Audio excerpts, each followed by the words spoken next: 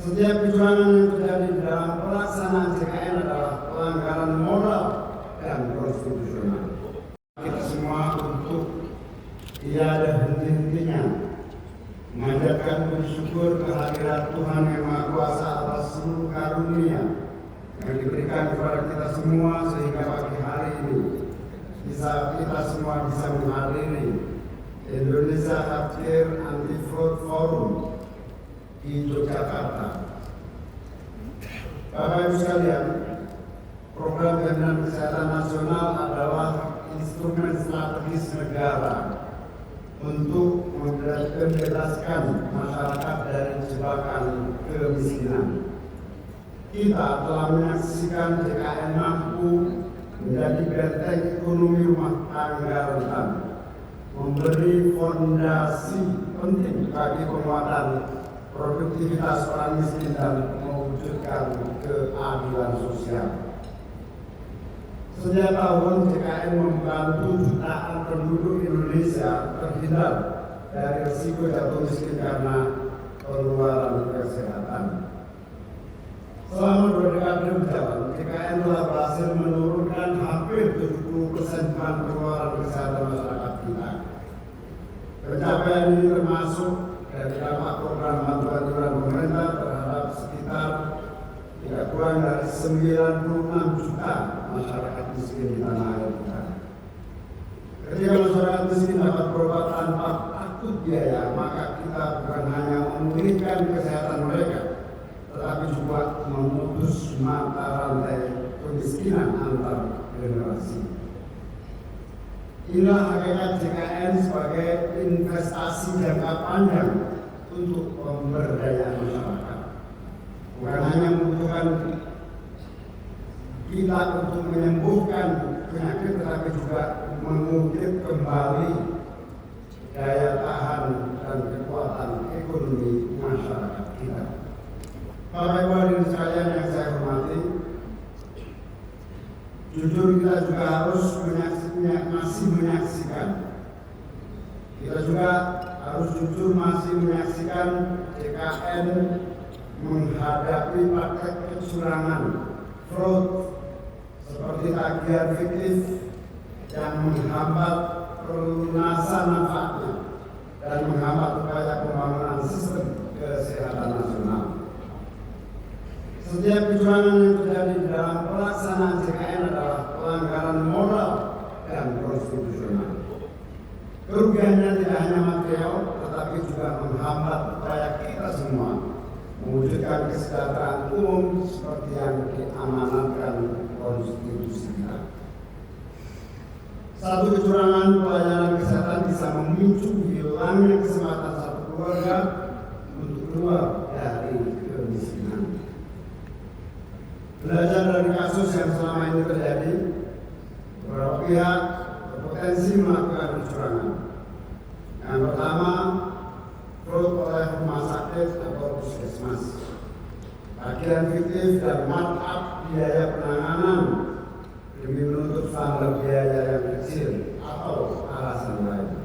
Yang kedua, fraud oleh dokter, kecurangan diagnosis penyakit, kecurangan diagnosis penyakit atau membiarkan pasien sakit berkepanjangan agar biaya rawat menjadi tinggi. Yang ketiga, kecurangan oleh BPJS Kesehatan itu sendiri, yaitu membiarkan proses verifikasi dan verifikator yang tidak memiliki kapasitas untuk menangani klaim.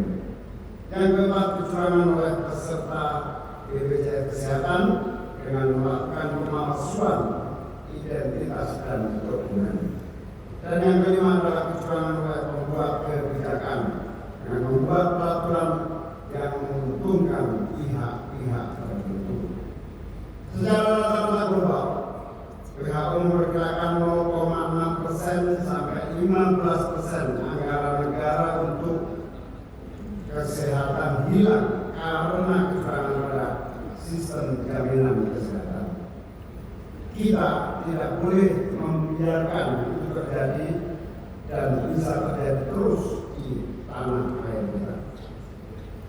Saya menegaskan bahwa setiap rupiah iuran masyarakat dan anggaran negara harus benar-benar kembali dalam bentuk pelayanan kesehatan yang berkualitas serta menjadi jalan nyata bagi fondasi pemberdayaan masyarakat.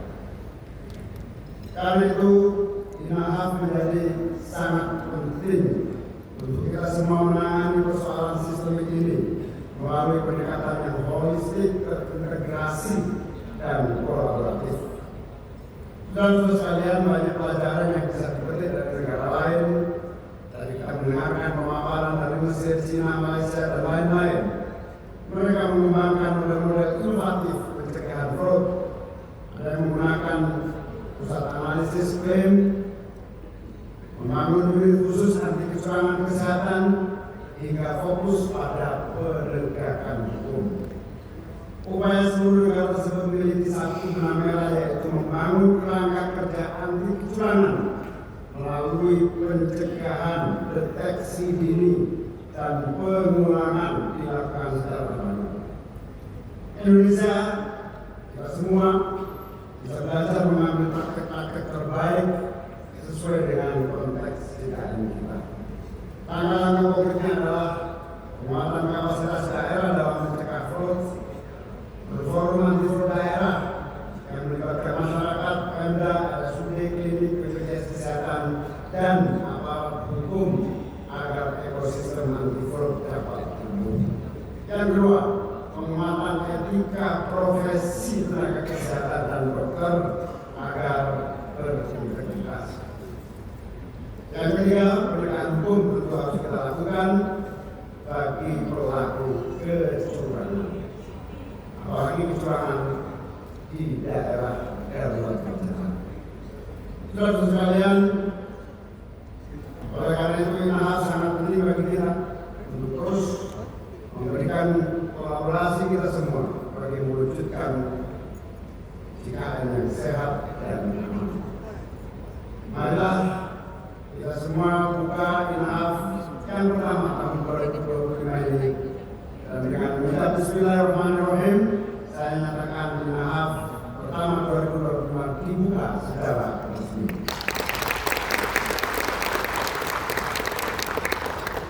Pemberantasan fraud harus terus ditegakkan di berbagai level dan di berbagai keadaan, terutama kebencanaan kita. Pelaku kecurangan yang memanfaatkan celah kelemahan verifikasi BPJS Kesehatan harus terus ditutup dengan regulasi yang betul. Kita semua berharap INAHAF 2025 menjadi ruang yang mempertegas integritas, memperkuat sinergi antar pemangku kepentingan, serta mendorong langkah-langkah progresif. Terima kasih. Sukses untuk semua. Assalamualaikum warahmatullahi wabarakatuh. Download Tribun X sekarang, menghadirkan lokal menjadi Indonesia.